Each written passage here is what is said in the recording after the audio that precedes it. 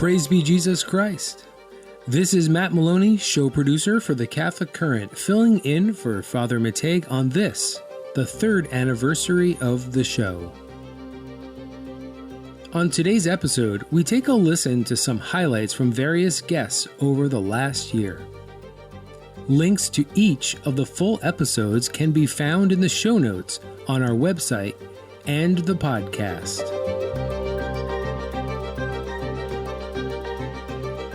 We begin today with an excerpt from the very first appearance of Dr. Anthony Stine, host of the popular Return to Tradition YouTube channel, discussing Our Lady of Good Success and Catholic prophecy. This originally aired February 2nd of 2021. The apparition of Our Lady in Ecuador in the 1600s, she was saying there are a lot of things going to fall apart precisely because God's word, God's revelation to his church is not going to be taken seriously. And rather than eliciting commitments to the living God, there's going to be excuses for ignoring the living God. And we are tasting the bitter fruits of that right now. Would you say that's a fair summary of where we are? Yes.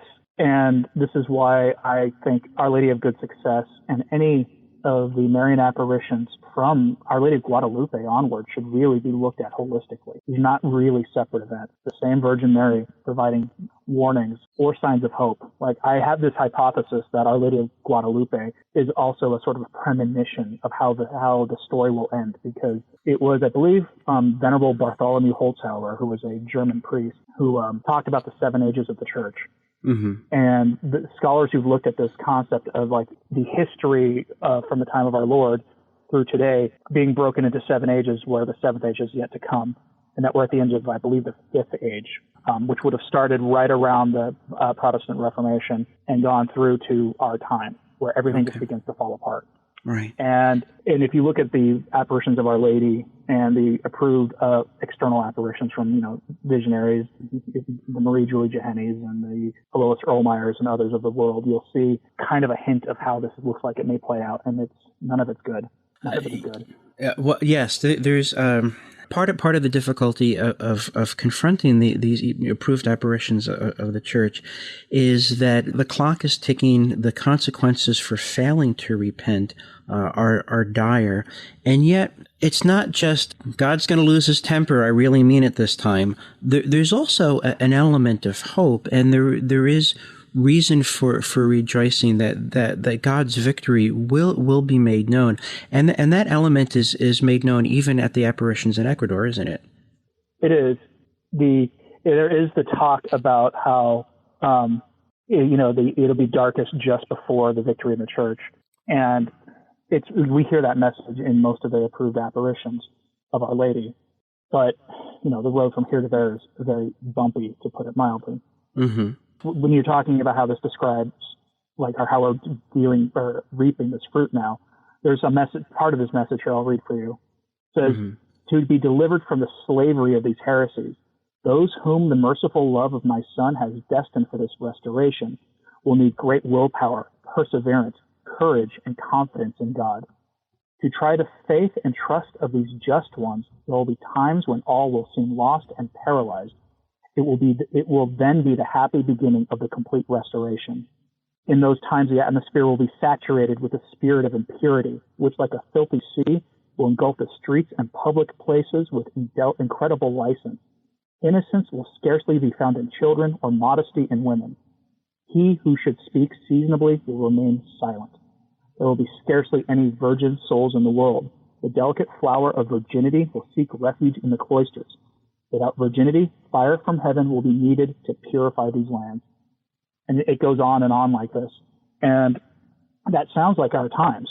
It really does. I'm reminded of a young woman who on Twitter who was talking about how she was feeling called to the cloister, had a religious vocation, but she was in med school.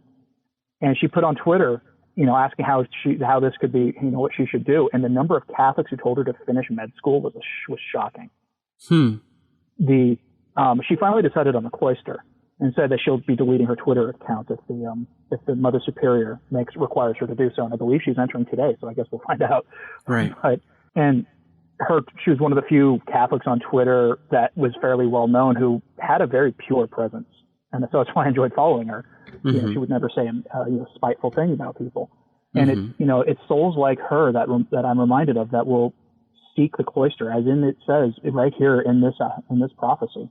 Well, I have tremendous respect and affection and gratitude for the heroic women who enter the cloisters. Especially, I have a warm place in my heart for Carmelites and Benedictines. And I always said these are the people who are keeping the sky from falling, so that faithful Catholics can chase the lost sheep into the ark while repenting themselves. And we do need very much more of that. In the next excerpt, we revisit a conversation with George Neumeyer from The American Spectator to explain the latest with the Biden administration and how Catholics may be affected. This originally aired on May 18th of 2021. The quip that I heard once, that the purpose of canon law is to withhold the mercy of God from the people of God for the good of their soul. What are your thoughts on that observation? As Pope Benedict XVI, said in, I think, 2011, he said, pseudo-pastoralism, quote unquote, has kind of rendered canon law impotent.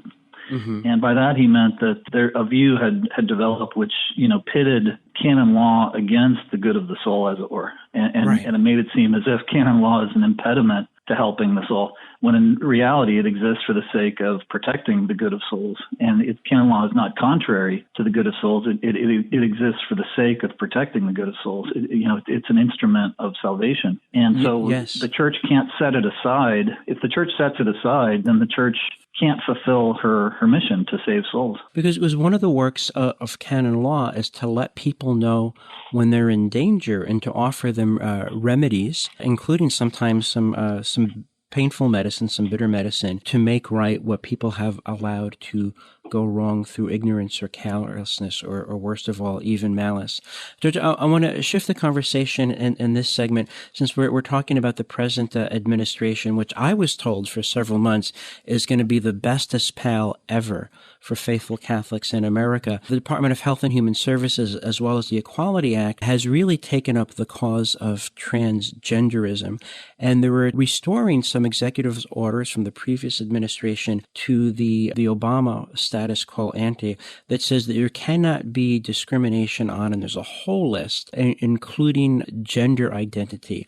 Consequently, what this could mean is if you're a Catholic surgeon and someone says, hey, I want you to perform gender reassignment surgery on me, if you say no, you run afoul of the law with consequences. Likewise, if a woman is pregnant, also known as a birthing person in some circles these days, and says, I want you to perform an abortion on me, if you say no, that's a form of discrimination as well. What are your thoughts about the way this is trending? What should we know? Well, yeah, I think we're witnessing just an unprecedented assault on religious freedom. Kind of Biden is picking up where Obama left off. It was bad enough under Obama, but it's gotten even worse under Biden. And as you say, he has endorsed this so-called transgender mandate that would force religious hospitals even to perform transgender surgery, and would force all doctors, surgeons to perform transgender surgery. It would also force adoption agencies, Catholic adoption agencies, to give children to transgender couples and of course gay couples as well. And so, yeah, I think we're seeing the First Amendment shrivel in this country under Joe Biden, and it's only going to get worse. I think we're going to go from a contraceptive mandate to an abortion mandate, where everybody is forced to pay for abortion, and employers will be forced to cover abortion in their insurance plans. I see this problem getting worse and worse. I know the bishops are meeting in June, and they're not. I'm going to guess most people don't even know I exist, and certainly not interested in my opinion. But I would suggest this: that we pursue the communion Biden issue with the same degree of zeal that the present administration is pursuing the Little Sisters of the Poor. I think that would be a really nice standard if we had it done that way. Jared, part of my concern is that these different mandates, etc., are occasions of lawfare to be waged against Christian institutions. Just like that poor Christian baker in Colorado seems to be hit with a new lawsuit every year because he won't betray his principles. Do Catholic institutions have something to that to look forward to? My view is that the transgenderism issue is going to be the tip of the spear to go after Catholic employers and specifically Catholic hospitals and Catholic schools. Now, am I being an alarmist here? No, I think really the goal of the Biden administration is to drive religious institutions, particularly Catholic ones, into the shadows and to kind of place them on the margins, to drive them out of the public square, in effect, unless they submit to this new secularist morality. So really the choice, Biden is basically saying to all these religious institutions, you either submit to my secularist morality or leave the public square. And I think that choice is going to become more and more acute as time passes. Remember, you can find a link to the full episode of any of the clips you hear today on our website and in the podcast. If you're listening on Apple Podcasts, go to the episode notes under the player and click Show to reveal all of the show notes and links to the full episodes. You can also stay connected with the show by following us on Twitter or Gab. Just search for The Catholic Current. Please stay with us after the break. We'll be hearing clips from social commentator and YouTuber Bill Whittle and from Dr. Anthony Esolen. We'll be right back.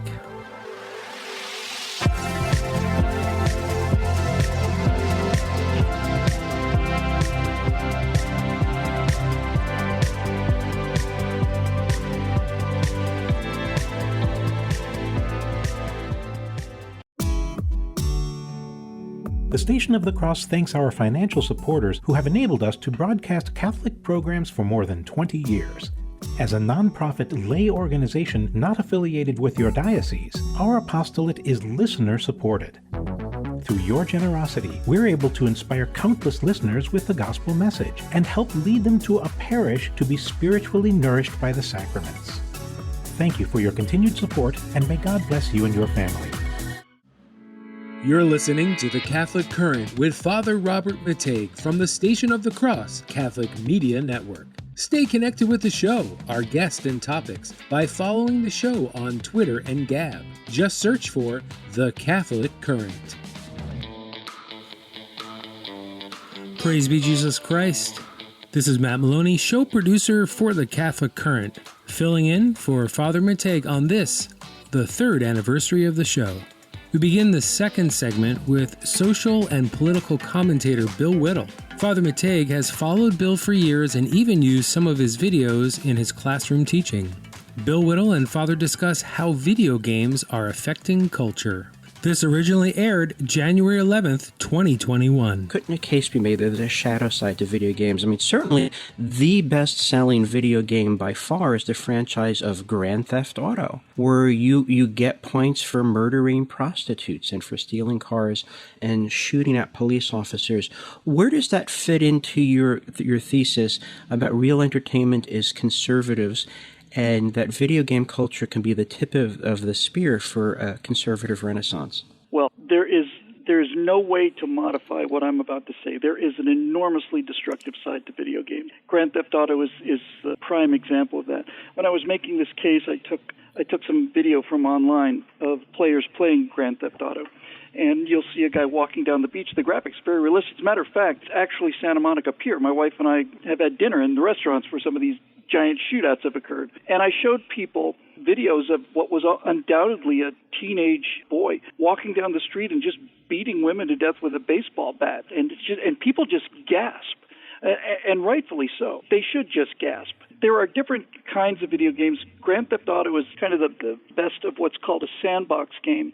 And in a sandbox game, there is no real path. There is no real objective. It's just you go into the world and interact. There's no storyline that you're following as you would be on something like Call of Duty or Medal of Honor or something like that. And so people go in there and can do whatever they want to. And there are some absolutely shocking amounts of violence that young people are inflicting there. And furthermore, there's an enormous problem with video games in terms of the fact that it adrenalizes young people. But since there's no physical activity necessary, they don't get to burn that adrenaline off through exercise, and so they end up having, this is when you start seeing 11-year-olds throwing their TV monitors through walls and things of that nature. So I'm not for a second saying that there are not tremendously detrimental sides to video games.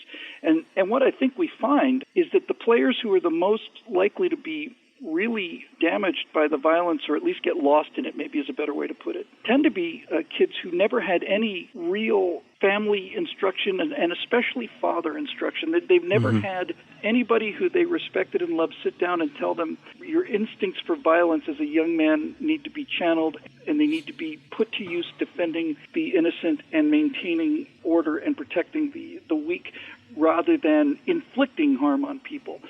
When you find an entire society that is as fatherless as this generation is in this country, there's an enormous problem with letting young people simply go out and indulge in their most base instincts.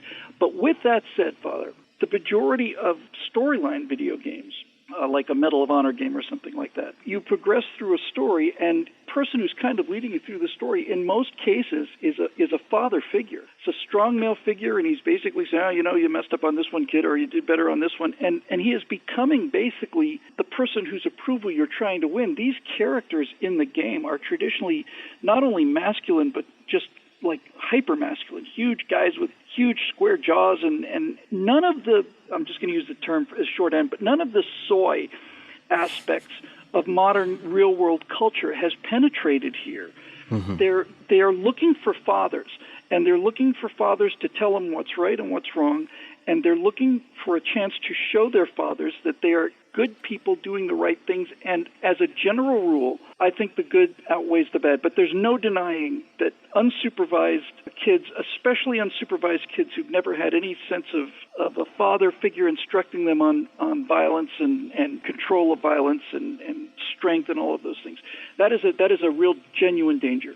Bill, like anything else, that's a tool. It can be used for good or for ill. You can use a hammer to cause terrible violence or to build a home for someone who is without a home. And I think video games can be that instrument too. As you can imagine, as a priest, I do a lot of work with people who've got addictions of various sorts, online addictions. And I'm not even talking about lurid things like pornography, which is a very, very terrible scourge. But there is something about the developing adolescent male brain and the flashing, streaming images and the chemistry that's at work with the brain with dopamine and adrenaline, etc. You can really calibrate games to get people to be addicted. I have friends with young kids say, Father says, I hate the screen because after I take the screen away from Johnny, he acts like he needs an exorcism for an hour and a half. How do we begin to work that out? If you were talking to parents, what would you recommend to say, hey, video culture can be a tremendous tool. It's a two-edged sword. Here's my recommendations to keep your kids safe and also not miss out on opportunities. How would you begin to make that pitch? For kids that get lost in the video game world, I think it's important to understand that what's drawing them into that world is both a carrot and a stick. The carrot is the ability to do all these amazing things. As the graphics become more realistic every year, then the experience becomes more real, and there's something perfectly fine about the idea of going on adventures. There's something perfectly fine about, playing with guns. I mean, a couple of boys out in the middle of a field, at least kids my age, and if there's no toys there, then they'll pick up sticks and start using those as guns, and whatever the case may be. So the appeal of the video game is there, but we always look at that as the carrot, and we never think about the stick that's driving young people into video game obsession. And the stick that's driving them there is what is going on in the actual real-world culture. What world are they living in that would be driving them so resolutely into this fantasy world, this cyber world? And it's a world where they're not allowed to excel. It's a world where they're not allowed to compete. It's a world where they're not supposed to have any individual identity. It's a world of the collective. It's a world of cooperation and sharing and being nice and all the rest of these things. And it is forcing them to find a world where they can do individual things, and even simple things like sports, which used to be really just ubiquitous for kids my age. If you are going to tell a young person that if they're going to play soccer or baseball, let's just say baseball just the hell of it, because soccer is just straight up communism. But if you basically tell kids in the real world that if you're going to play baseball, you're not allowed to keep score, no one can win, everybody gets a prize, then all of a sudden the appeal of playing an online video baseball game is magnified by the fact that it's the only alternative to this world that we know, this real world that's become unlivable. It's pushing them in to this world of video games just as hard as the video games are pulling them in. Right. No, I agree with you. We talk about a nature deficit, for example. Yeah. There's a mentor deficit. There's a father deficit. And there is something about the appeal of going into a world where there's something important that you can do. In the next excerpt, Father Matej speaks with writer, social commentator, translator of classical poetry, and professor, Dr. Anthony Esolen, to discuss how Western culture has lost its mind. This originally aired August 10th, 2020. Your diagnosis is spot on. It's eloquent. It's convincing. It's more than just persuasive. And then we get to the now what? How do we fix it? And I think some people may be surprised. You didn't call for a committee or a blue ribbon panel or a new department, and you didn't ask for federal funds. Very often in church I hear this prayer, "Oh Lord, now that we've identified a human need, in thy mercy, raise up a mighty federal program." You didn't do that. You just went through the creed. Why did you do that? At the end of the book, yeah. Well, I did that because the creed anchors us in reality more and more deeply, right? And each of the tenets of the creed has implications for how we live in the world. I mean, I believe in mighty creator of all things visible and invisible, that already I have affirmed something. That is, that the world around is a created world. Created world is a world made by a master architect, an artist. It's not just stuff out there. It's a real world. It's a whole thing. It's a story in space and time. And as such, we do God dishonor if we pretend that the creation is less than it is. And this we do all the time when it comes to matters of sex and matters of human dignity. We say no, right? There's nothing to be known, nothing to be seen here from the fact that there are men and there are women and what men and women are like, what their bodies are like. We don't have to pay any attention to any of that. Well, that's dishonor to the Creator, and, it causes us to start to lose touch with reality. And so it is with, I think, all of the tenets of the Creed.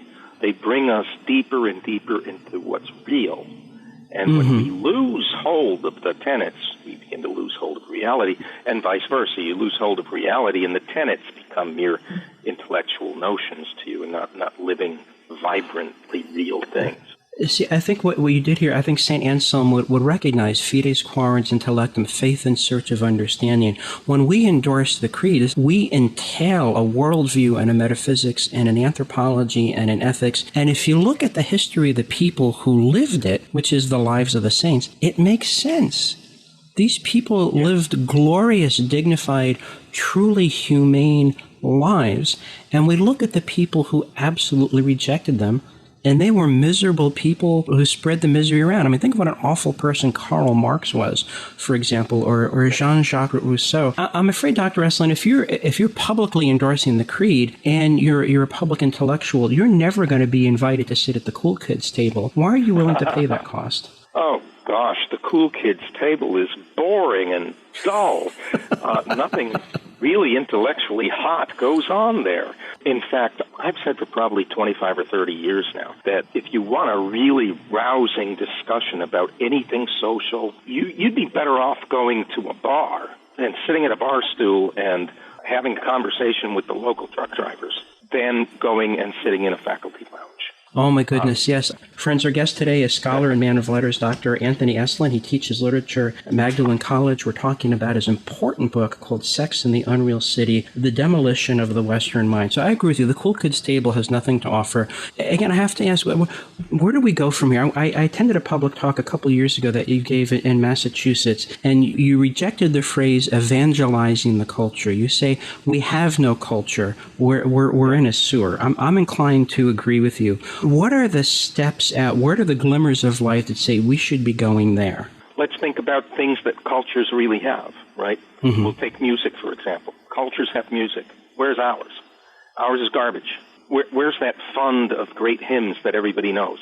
I've seen hymnals in poor Protestant churches up in Canada where the congregation couldn't afford a hymnal with the music printed on it. Oh, my goodness.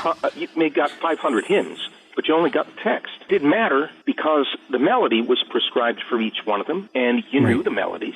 So that people had an intimate, a close connection with real poetry, some of it workmanlike, some of it really, really good. None of it stupid. And, we start from places like that, right? Mm-hmm. We have no culture. We have no common song. We have to recover things of old. Some of this activity may be a bit artificial, a bit strange, right? Because people in the past, they didn't have to do that. They didn't say, you know what, we don't have any music of our own. Let's recover some music from of old. They didn't need to do that, but we do. Right. We need to go up in the attic and uncover things. On this, the third anniversary of the show, we are listening to some highlights from various guests over the last year. When we return, Father takes up the conversation on culture and civilization with Michael Knowles and Dr. Peter Kreeft. We'll be right back.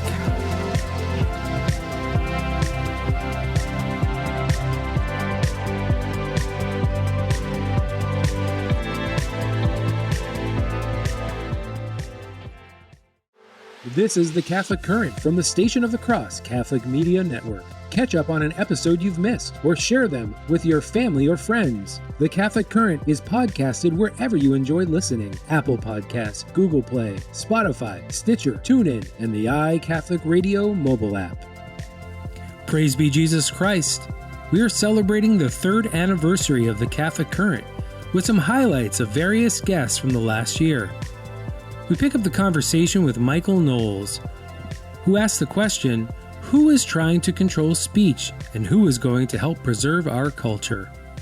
Michael also shares how the traditional Catholic Mass brought him back into the faith. This originally aired July 7th, 2021.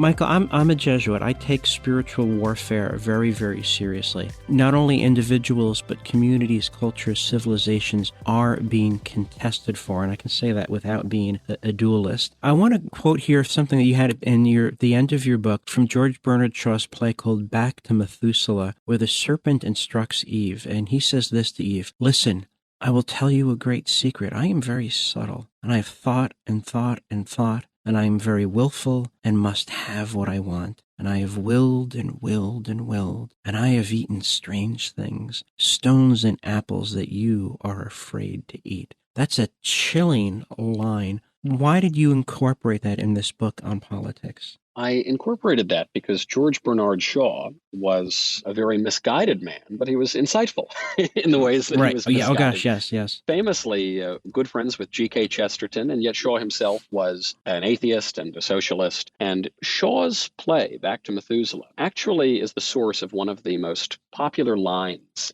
on the political left. It's a line first quoted by John F. Kennedy, later by the other Kennedy brothers, and by many politicians since. And the line is, "Some people see things that are and say, why? But I dream things that never were and say, why not?" This is supposed to be an inspiring line. But the source of that line is the serpent in the Garden of Eden tempting Eve. So not the sort of person that we would want to model ourselves after. Right. But I think that is very much where all utopian movements, of course, begin with this sort of idea. And through a tyranny of will, I think political radicals have been able to upend so much of our own culture and upend our standards. And you quoted Yeats earlier. The best lack all conviction, people who actually do have a political vision. we seem to have bought into a lot of these very silly slogans of a total academic freedom that means that we should be teaching 5-year-olds about transgenderism and telling little boys they can be little girls, or of a total free speech regime that tells you that you can say all sorts of vulgar, hideous things on television and you can have obscenity and pornography anywhere, but is not really a free speech regime because you're not permitted to state plain political and natural truths. And I think we need to dig in much more to the reality that, yes, some things are going to be off limits just as they are in every single society. And some speech acts that you can perform, I'm thinking of fraud, I'm thinking of threats, I'm thinking of obscenity, are not really protected speech. They've never been considered protected by the First Amendment. And if we want to have a true flourishing society where one can really have free speech in the way that we've understood it here in the West, we need to recognize that there are limits. There are limits on standards of decency, and that true liberty requires limits on our appetites. Well, you're never going to get popular that way, young man. I can tell you that much.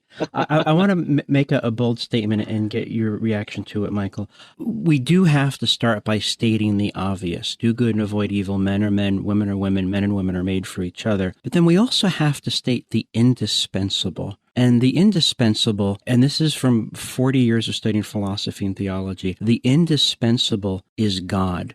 That you can't meaningfully talk about good and evil. You can't talk about good, which for it to be good has to triumph over evil. You can't make that work. You can't hold it together. It doesn't cohere unless there is a supreme being who is the guarantor of all that. And such a supreme being must necessarily be so good that he wants to spread good, which means he reveals himself. And before you know it, you're talking about the common good isn't the redistribution of wealth at gunpoint, but rather the common good is a culture that makes it easier to find and live for the highest good, which is God himself. There was a time when Christians in general knew that. There was a time when Catholics knew that and said that boldly. I'm not hearing those bold statements today. How about you? I am not either, but I do remember way back in the old days of, for instance, the First Vatican Council, when it was stated that the existence of God can be known with certainty from the natural world. And there are many good arguments for the existence of God, and I haven't found very many good arguments against the existence of God. And yet we are now told, at least over the last 50 years, that we need to behave as though God does not exist. We need a total secular society and a firm separation of church and state, which is absolutely ahistorical. It has nothing to do with the founding of this country, which was founded by people who recognized, in the words of John Adams, that Christian morality would be the morality of the nation, who recognized, like the Pilgrims who landed at Plymouth Rock, that this nation would be guided by God or it would go down to perdition, who recognized this until very recently. You know, we talk a lot about the opening the curricula, expanding the curricula, and not keeping any ideas off limits. Well, it's true. You can read Ibram Kendi in schools. You can read Robin DiAngelo, any radicals writing on racial or sexual pathologies. But there's one book that you will not be taught in schools. And coincidentally, it's the most important book in the world. And without that book, you can't understand anything else in our civilization. And that, of course, is the Bible. Right. We have liturgical practices in our schools, all sorts of rituals designed to advance, for instance, the Black Lives Matter organization or the Pride Month of the LGBT LMNOP movement. Right. But we're not allowed to have prayer in schools. Actually, you're seeing a little pushback against that in some states now. But in the middle of the 20th century, radicals really succeeded at demolishing those traditions and that recognition that without God, nothing makes sense. and we know this is a practical matter, but we know this is a philosophical and theological matter too. And we've pretended that secular liberalism is somehow a neutral playing ground on which we can debate things, but it's not. It's totally rigged in the favor of the radicals, and we'll never have a chance of fighting back if we don't state the plainest truth of all, which is that there is a God. He exists. He loves you very much, and the world doesn't make sense without him. Yes, indeed. You know, you're on Twitter. I assiduously avoid it. Maybe it's a sign of my age. Maybe it's a sign of my wisdom good and blessedness, Father. It is wisdom and blessedness. But I know that you caused a little bit of a stir because you not only talked about faith and social media, you were concrete and said something that will never get you invited to the cool kids table. You said that encountering the traditional Latin Mass had been an essential part of your recommitment to the Catholic faith. Would you care to talk about that, please? I would very much care to talk about that. I fell away from the church when I was 13 years old, around my confirmation, actually. And this was perhaps in part because of the new atheist movement that was very popular at the time. Perhaps this was in part because of the sex scandals and some weaker forms of catechesis pushed by the episcopacy. And it was largely in part because 13-year-olds are prideful and little jerks. But whatever the cause, I fell away. And I was raised, with, not to be too condescending and insulting about it, but with the felt banners, acoustic guitar, 70s sappy hymns sort of liturgies. And so I missed when Pope Benedict XVI issued his motu proprio, reauthorizing the traditional Latin Mass. And I was brought back into the faith by arguments for the existence of God, by reading, C.S. Lewis and G.K. Chesterton, by encountering wonderful priests, notably Father George Rutler in New York, and by really thinking about these things. And the encounter with that traditional liturgy clicked it all into place. And I have to tell you, I felt a pang of anger at bishops and at what had happened over the past 50 years, because that beautiful traditional liturgy really does tell us something about the good and the true, which we used to understand, that the beautiful would tell us something about the good and the true. And it really made so much sense. And so I've loved it. And I know so many young Catholics who have been brought back to the faith or who have converted, in no small part because of the traditional Latin Mass and that wonderful liturgy and the Mass of the Ages. And so I was really disappointed to see the motu proprio come out recently from the Holy Father that would severely limit the traditional Latin Mass, because I believe in so many ways the liturgical innovations and degradations of the past half century have been aimed at bringing the youths back into the church. But I will just tell you, I've traveled to parishes all around the country, and I've been to many Novus Ordo and many traditional Latin Masses. And at the traditional Latin Mass, I find the median age is about 26, and they've all got a dozen kids. How is that possible? I couldn't even tell you. But it is. In the next excerpt, returning guest Dr. Peter Kreeft of Boston College explains why he wrote a book entitled How to Destroy Western Civilization.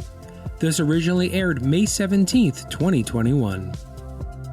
Dr. Kreeft, I know there are some people who would say, how to destroy Western civilization. That sounds wonderful. We've been busy. What else can we learn from you? And some people might say it's kind of counterintuitive. Here is a Catholic priest on a Catholic radio network interviewing a Catholic author who's published a book from a Catholic publisher and about how to destroy Western civilizations. Why that title? Well, it's like the Screwtape Letters. It's a satire. If you're on the devil's side, here's advice, and it's basically keep doing what you're doing, you're winning. Yes, and I think now that Western civilization seems to be something on the ropes these days. Western civilization used to be called Christendom. It used to be a banner that people could rally around and could build crusades and cathedrals based on the idea of Christendom, which is rooted, of course, in the fact of Christ. Those days seem to be very much in the rear view mirror right now. Why has Western civilization fallen on such hard times? Well, it's committed apostasy. The devil loves to attack the things that are the holiest,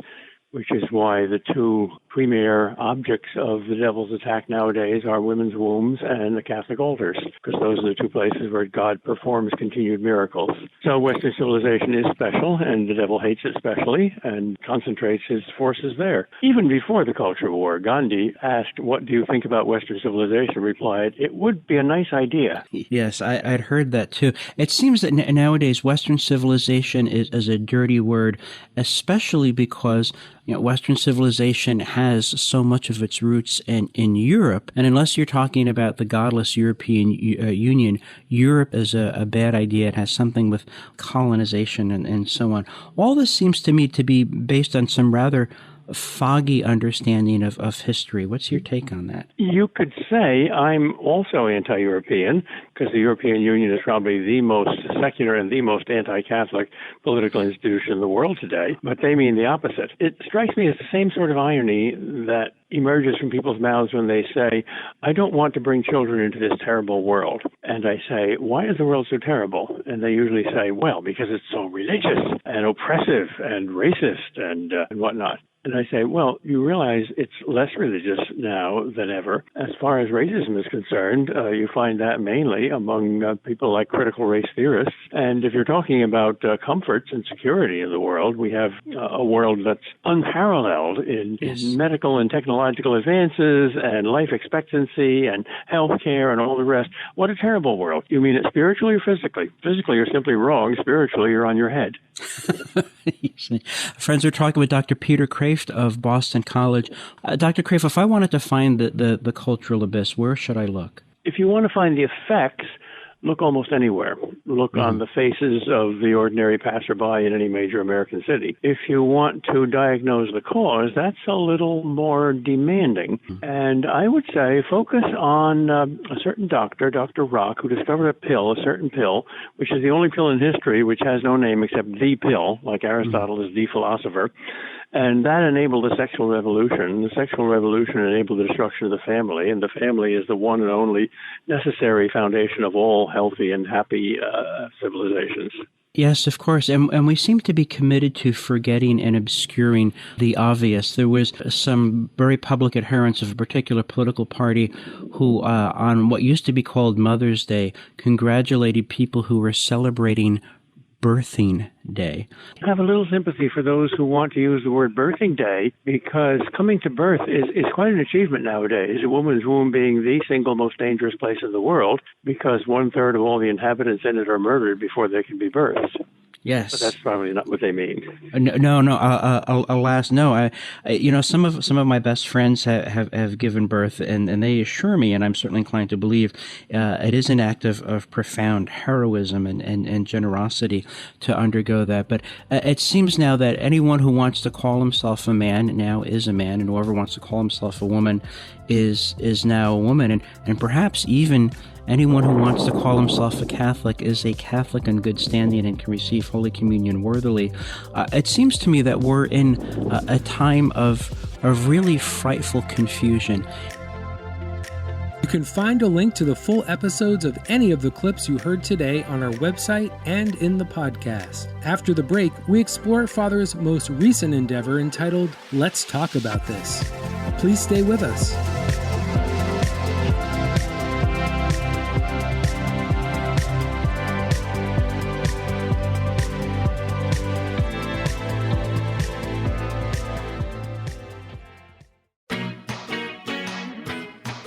This is Jesuit Father Robert McTague, heard every day here at 5 p.m. Eastern on the Catholic Current. I want to invite you to join us for our upcoming fall on-air appeal running September 27th through October 1st.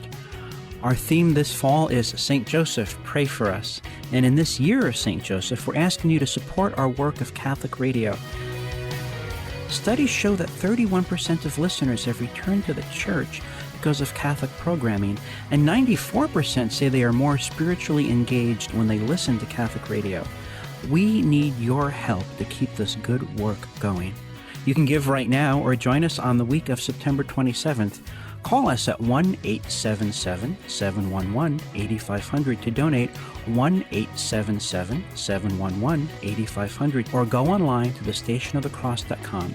Thank you, and St. Joseph, pray for us. After today's broadcast, go to the Catholic Current show page on thestationofthecross.com for info on today's guests, the show resource links, and to sign up for our weekly email of upcoming shows. Praise be Jesus Christ. This is Matt Maloney, show producer for the Catholic Current, filling in for Father McTague on this, the 3rd anniversary of the show. When Father taught ethics in the classroom, he had an exercise called the Daily Deprivation. Applying that format to radio, we now call it Let's Talk About This. This new format premiered on June 25th, 2021, as he broke down line by line the statement of principles presented by some Catholic members of Congress. There's no guest today. It's just you and me for the whole hour, and maybe even beyond, because if I don't finish what I have to say in this hour, we're going to continue in the podcast platform. What's going on here? Last weekend, I was visiting with some friends, among them a priest and a bishop, and the bishop read to us over lunch a statement of principles produced by 60 Catholic members of the House of Representatives, and it was in response to the bishops discussing public sin, Canon 915, and whether public, persistent, bold advocates of the intrinsic evil of abortion may fittingly present themselves for Holy Communion. I can't be silent about this. I prayed about it. I said, Lord, you're going to bring this up at my particular judgment if I remain silent about this. I know I'm going to do something that I've done very many times in the classroom, but never did on the air, is go through the statement of principles that has been produced by 60 members of the House of Representatives who identify as Catholic, insist on the right to advocate vociferously for abortion, and also insist on the right to receive Holy Communion. Very briefly, Canon 915 says, if you are a public sinner, for example, if you're advocating the intrinsic evil of abortion, and you are an unrepentant public sinner, you may not receive Holy Communion because you are in a state of mortal sin. And you will cause scandal by going forward to receive Holy Communion. And going forward to receive Holy Communion, you're stating before God and the world, yes, I'm weak. Yes, I'm a sinner. Yes, I'm also in a state of grace. I'm not dead.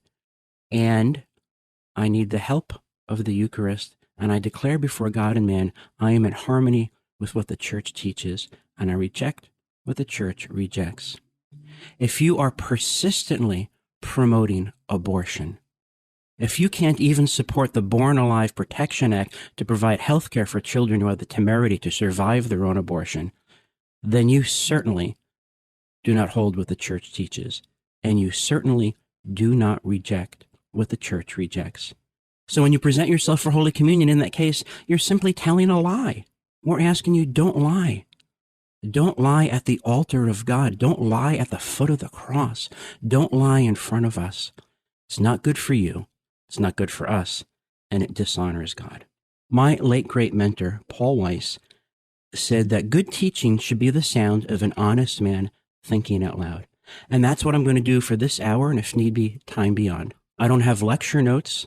I just have the text of the statement of principles from these members of the House of Representatives who are Catholic, who insist on both their right to advocate for abortion and their right to receive Holy Communion. Let's get started. The document begins this way, quote, as Catholic Democrats, we are proud to be part of the living Catholic tradition, end quote. You know, I always reach for my wallet when someone talks about a living tradition. Why do I do that? Because I know there's a sleight of hand, there's a misdirection. What living tradition really means, and I learned this from people who talk about the Constitution as a living document. The living part is it's subject to change, and the words on paper don't mean what they mean. And the tradition part is we just stick with the brand. We just stick with the brand. And that is fundamentally dishonest. I think you're being lied to. I think I'm being lied to. I want to take the mask off. You don't have the right to disguise the truth. So when they talk about living tradition, they're not talking about the preservation of holy fire to be handed on to the next generation. They're actually talking about dismissing what is traditional, but keeping the name Catholic. The document goes on to say, quote, a tradition that unfailingly promotes the common good. Let's stop here. The word common good is bandied about very frequently by people who talk about Catholic social teaching, especially if they really don't know very much about Catholic social teaching. See, in context, when these folks speak about the common good, they're really referring to a kind of utilitarianism, a kind of greatest good for the greatest number. The inclination to borrow from another context, spread the wealth around, and that wealth collected by people who have guns and badges and directives from unelected bureaucrats. But in Catholic social teaching, that is not what the common good means. It is not it's not a striving by bureaucrats to bring about a utilitarian utopia. See, the trouble with the greatest good for the greatest number is if you're not part of that greatest number, you're out of luck. And you have to make sacrifices for a good that you didn't ask for and won't participate in. Case in point, we're going to build a really great society, but sometimes children in the womb are in the way. We cannot treat innocent human beings as mere collateral damage. These deaths, and since 1973, these 65 million deaths, were all avoidable. The common good is God.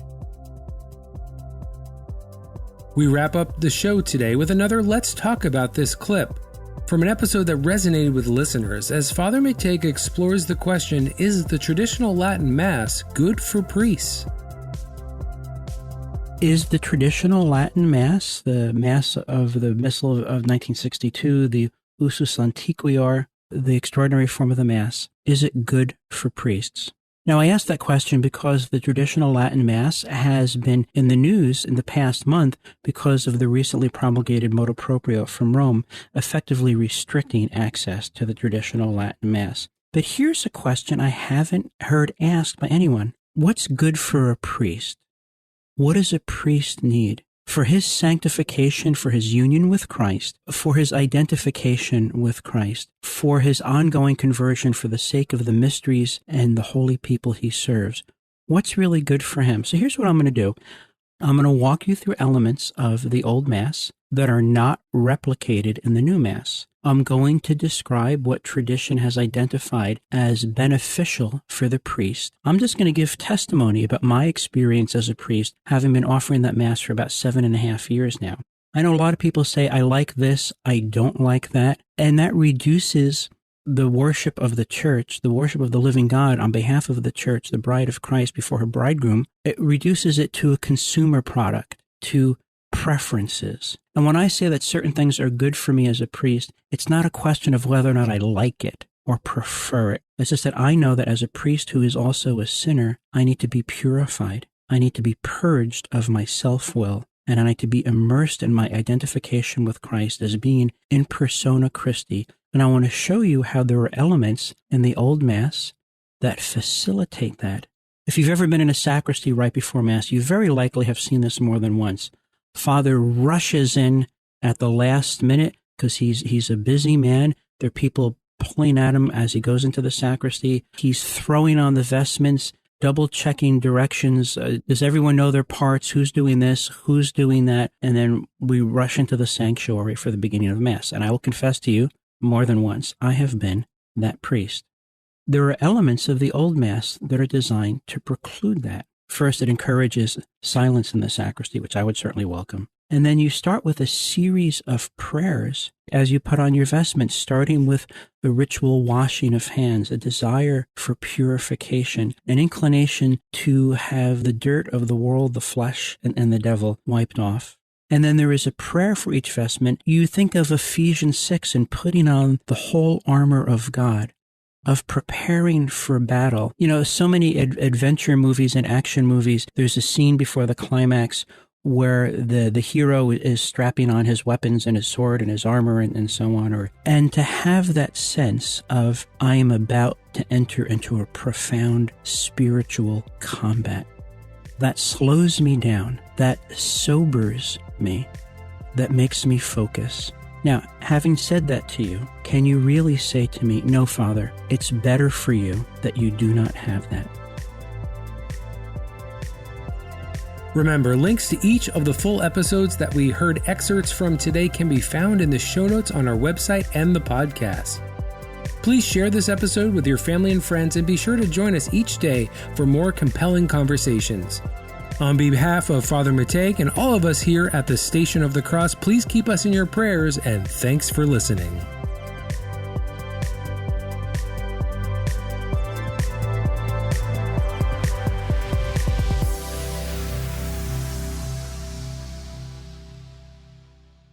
Thank you for listening to this podcast brought to you by the stationofthecross.com, a listener-funded nonprofit organization. Please prayerfully consider donating at thestationofthecross.com by calling 1-877-888-6279 or through our free iCatholic Radio mobile app.